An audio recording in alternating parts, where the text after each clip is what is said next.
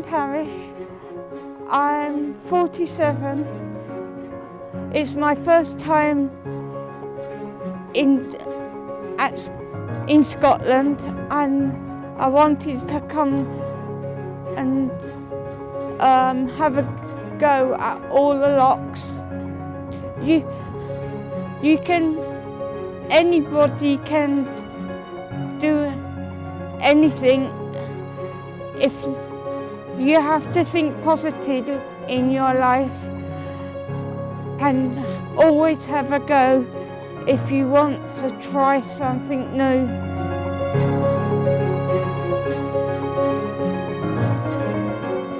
I think that the important part of this trip was the fact that I can prove to people that there's nothing stopping you, and that inclusion is a massive issue in terms of mental health in paddle sports, and I think that this shows you that there's nothing stopping anyone. So we are going to start at Fort William and paddle all the way through the Great Glen Trail to Inverness. Within this we're going to be paddling across 3 open water lochs, which is Loch Lochy, Loch Oich and Loch Ness. Joining those lochs we're going to be paddling on some whitewater rivers that include the River Oich and the River Ness. This is up to Class 2 whitewater. We're going to be paddling this in kata canoes with a group of 22 people from the Meath Epilepsy Trust. These are people with severe epilepsy along with learning disabilities and special educational needs. All of them have got epilepsy. In most cases it's quite complex, so people might have quite numerous seizures on a weekly and monthly basis. In addition to that, some of the guys have got learning disabilities, some have got additional physical disabilities, and 1 or 2 have got diagnoses such as autism and so on. The whole thing of being Meath Extreme, as the t-shirts and everything, the first 2 letters of each word is being M&E, me. It's all about me, not me, but the person that's wearing that t-shirt. It's all about that person. It's looking at that person's ability and not their disability, and showing that they can do things in life that maybe before people have said they couldn't do.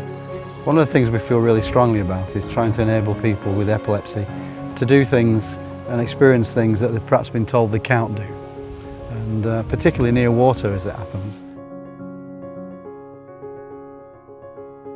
It's obviously pushing the guys beyond their limits, I get, or to their limits in some respects, but you know, they're overcoming massive boundaries, and you know, maybe that has a knock-on effect to their seizure activity.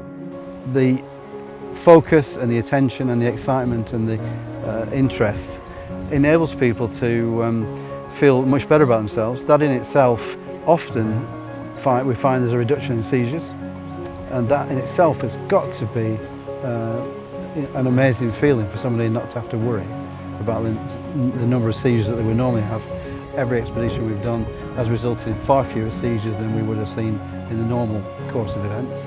And when anybody has a seizure, we support them in such a way that we don't let it get in the way. It's dealt with, and we focus on people's abilities, not their disabilities and their challenges. You know, people like Regan are able to take part. You know, she's got the mentality, she's got the drive, she's got the want to do these things, and by providing her with the equipment means that she can take part in these activities and she can feel involved as much as everybody else, which is great. Because I lost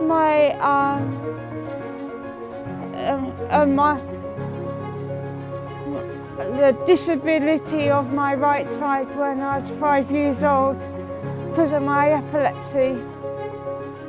I had very, very bad epilepsy when I was a child. So I lost the use of my right side and I had to learn to use my left hand. It's like a special paddle where I put my hand in here and I constantly paddle forwards from the canoe. Epilepsy is kind of treated on the seizure types that you have. So with Regan, she has a focal epilepsy, so she's on certain types of meds that work better for focal epilepsy. And then we have other guys that don't have focal epilepsy, but they can have what we call full-blown convulsions. It's electrical activity all over the brain, and then they may need a certain different type of medication. So there's a huge variety, and they work in so many mysterious ways. But we do our best, the meds do their best, and we've been pretty lucky. We haven't had too many seizures on the trip, and because everybody's enjoying themselves, so I haven't had time for seizures. Improvised sailing in canoes seems to be quite popular. So if the wind's in the right direction, which it was today, it's a lovely experience to be taken by the wind rather than having to paddle all the time. So just capturing what nature's given us.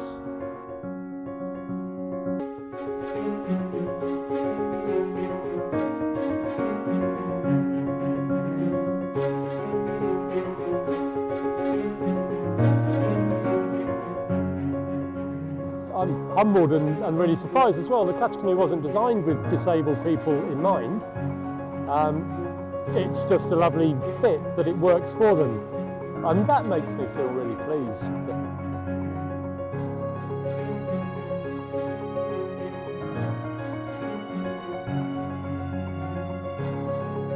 So, you know, you never know when someone's going to have a seizure, you know, so you're constantly sort of preparing for that and making sure you've got all the meds ready, making sure you've got all the staff support ready to, jump into action as and when required.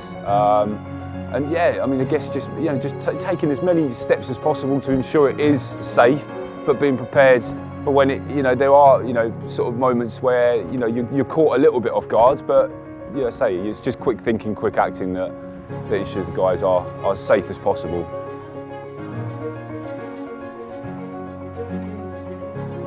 We work on safety. Safety is the most paramount. We're doing extreme things, and we are doing a lot of things where we're pushing a lot of boundaries, not only for the residents but for ourselves and the staff teams as well. And it's making sure it's all done in a safe and controlled environment. So it just moves everything forward from there. And just the positivity from it, and seeing the smiles on people's faces. And they've done challenges that they never thought they could possibly ever do. Let alone having the privilege of being with the people that we look after and support at that same time. You know, emotionally wise, for us, it's an amazing thing. You know, we see the guys every day when we're back at the Meath, but to see them in this environment, in such a safe way of doing things, it's just second to none. But what we try to do is to focus on their abilities.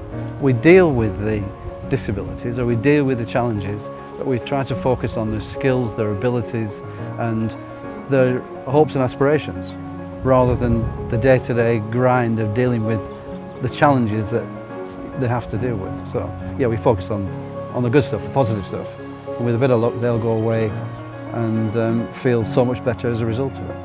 They had to come over all their disabilities and epilepsy, and they've done really quite well on this trip.